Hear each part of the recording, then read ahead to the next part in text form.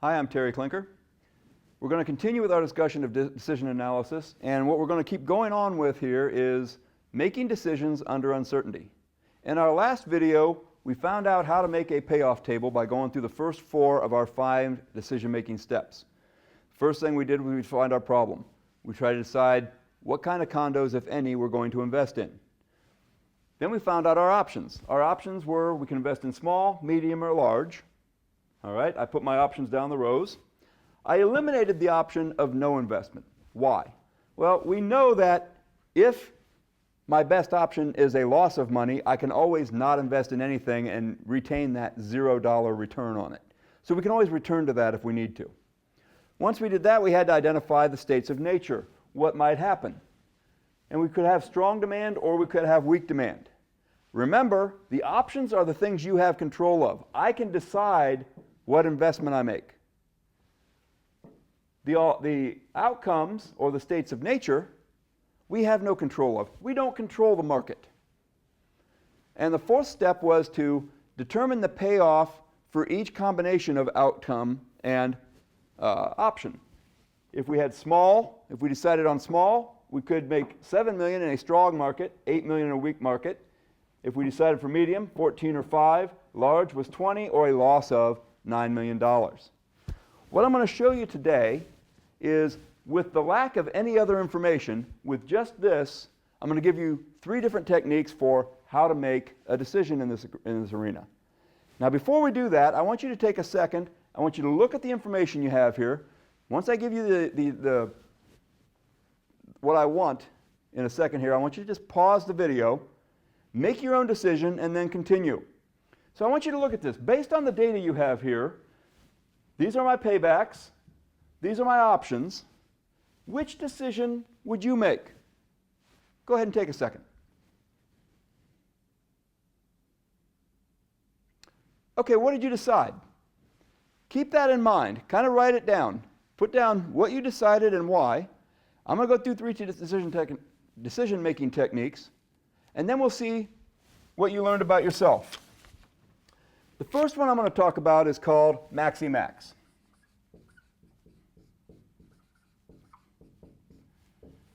It sounds kind of silly, but what it is, we look at the back part of this first.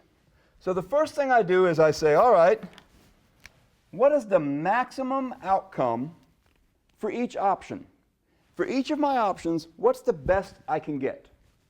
If we go to small, I could make $7 million or I could make $8 million. The best of that is $8 million.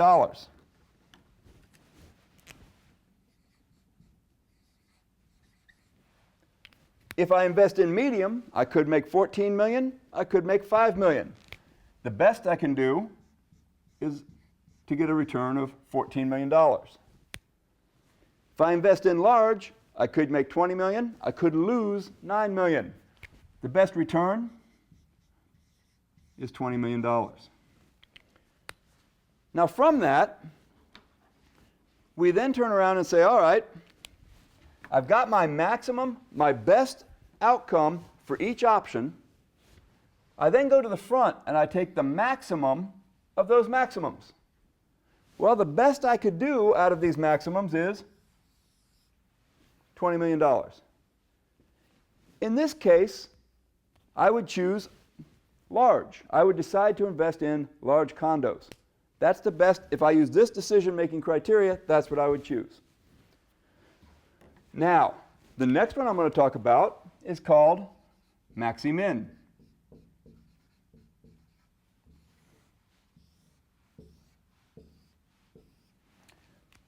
Once again, we do what it says on the back side first.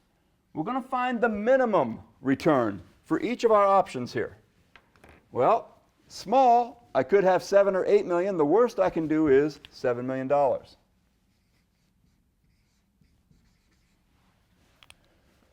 Medium, I could have 14 million or 5 million. The worst I can do is $5 million. Large, I could have 20. I could lose 9. The worst I could do is I could lose $9 million. Once I've established the worst outcome, the minimum outcome for each option, I choose the maximum of those minimums. In this case, the best I can do if I look at the minimum outcomes for each is $7 million. If you used a maxi-min criteria to make your decision, you would choose to invest in small condos. The next one I want to go over is a multi-step process, a little bit more complex. We call this minimax regret. The key here is I have to build a regret table. Now, what is a regret table? Regret table is if you go back and look at a decision you made and you say, okay, I got this, but I could have had that. You know, if I made this decision, I'd have been happier than what I ended up with. A good example for somebody in your case might be back to high school prom. You made the decision to go with this person. Looking back on it, you might have been happier going with this other person. And if you're the type of person that dwells on that, you sit there and regret doing that. I wish I had done this instead. In my case, I used to have, back before it really went all out, I had a good chunk of Apple stock. I sat on this Apple stock for 2 years. It did absolutely nothing. I finally sold it. A year later, it went out the door. It just went everywhere. I have a lot of regret. Had I not sold that Apple stock when I did, had I hung on to it for another 5 years, there'd be somebody else doing these videos. I'd be sitting on my own private beach somewhere in the Caribbean enjoying the sunshine.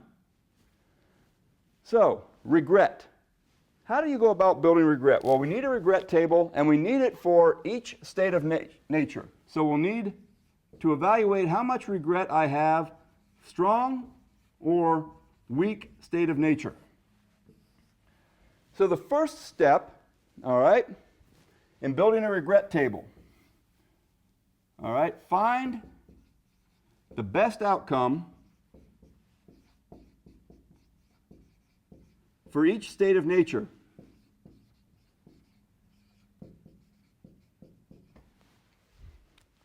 All right?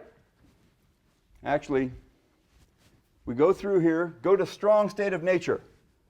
If we have strong demand for condos, what's the best we could do? Well, the best we would do is $20 million. So the best we could do here is, if we have strong demand, we could make $20 million. For weak, what's the best outcome? We could end up with $8 million. The second step then is find out how much regret you have for each combination.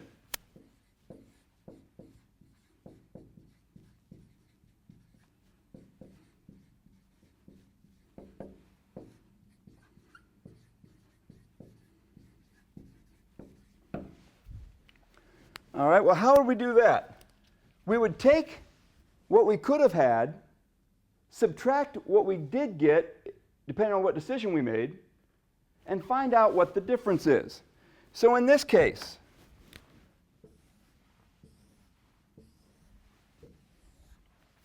all right, let's take a look here. If I chose small condos, if we have strong demand and I chose to invest in small condos, I could have had $20 million. Instead, I got $7 million. I have $13 million worth of regret. I could have, if I'd have just been brave enough to invest in large condos, I would have gotten $20 million. I stayed safe, went with small condos. I left $13 million on the table. I have $13 million worth of regret. Do that for each combination here. For medium, if it was medium and I had strong demand, I could have had 20 million. I ended up with 14. I have $6 million worth of regret. For large, I could have had $20 million. I got $20 million. I have no regret. Do the same thing for weak. The best I could have done if state of nature is weak, the best I could have done is $8 million. If I invested in small, I could have had $8 million.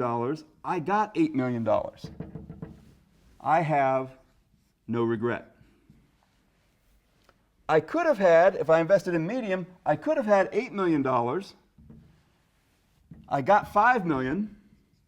I have $3 million worth of regret.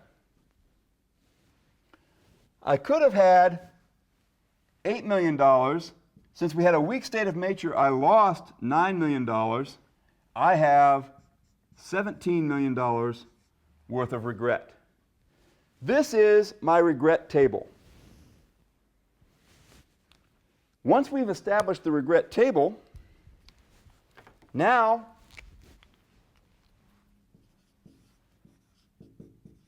we find the maximum regret for each option.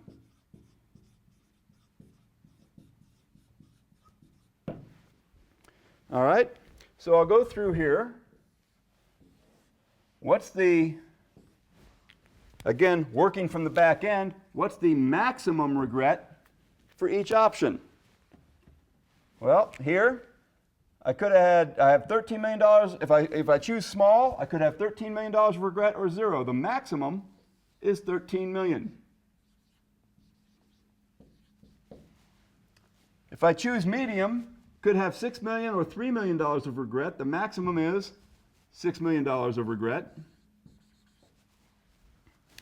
If I choose large, I could have no regret or $17 million of regret. The maximum is $17 million. Again, we're taking the maximum of each. We want to take the minimum of these maximums. So I take a look at these maximum regrets. The smallest is $6 million. So if I use minimax regret, if I want to minimize my risk of regretting my decision, I would choose to invest in medium. Now, we have actual rule of thumbs for these. First off, I want you to take a look at what decision did you write down to begin with. Did you choose, when we didn't use any techniques at all, did you choose small, medium, or large? And did you follow the same logic that's going through these? My guess is you did. So what does that mean? It means that what I'm showing you is just common sense. You already know how to do this. I'm just showing you other options and different techniques and how they actually work. Now, this one is often called the optimistic criterion. People who do this decide that the state of nature will follow their lead. All right, you have no control over the state of nature, but if I decide I'm going for $20 million, I'm going for it. And the state of nature will not let me down. This is often called the pessimistic criterion. The state of nature will, whatever I decide, Murphy's Law will happen and the worst outcome will happen. This one is referred to as Monday morning quarterbacking. Now, what does that mean? If you ever have sat around listening to people talking on Monday around the water cooler after a football game, if their team lost, they'll sit there and say, oh, I would have done this or I would have done that. It's easy to figure out what went wrong during the game after you've already seen it happen. And that's what's going on here. So which of these is right? Which of these is the best? Well, it depends on your particular circumstances, the risk that your company can absorb. Venture capitalists take lots of risk. All right? Banks take very little risk. Other companies have to be somewhere in the middle. Who do you want on your board? Who do you want making these decisions? And the answer is you want a combination of people. You want people who are daring enough to make decisions that might be risky. You also want people who are worried about what happens if it goes wrong, to kind of be in the middle of it. And you also need people that can go back and analyze things and say, okay, I'm willing to take the middle ground here and take the safe bet, because yeah, I could get $8 million if I choose small, but I could get $14 million if I choose medium. And the downside is not that bad. I'm still getting that base $5 million. So each of them is important. So who made these decisions? Typically, if I do this in a large class, about 80% of you decide to do small. Most of the remaining 20% choose medium. And then I have few who do large. Who does the large ones? Well, it's the finance majors. Why? Because they're always doing things with other people's money. We'll do other techniques in the next video.